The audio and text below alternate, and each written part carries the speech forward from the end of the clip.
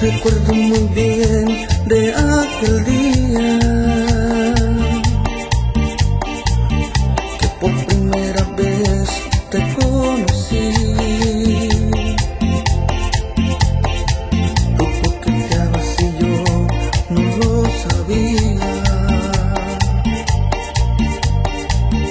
que era a mí a quien más quería.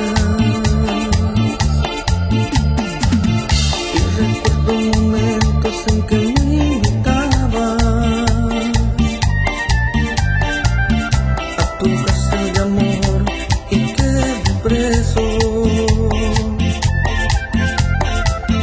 con sentencia de amor pagando con mi cuerpo. ¿Cómo vas a pagar 1.000.000 de besos?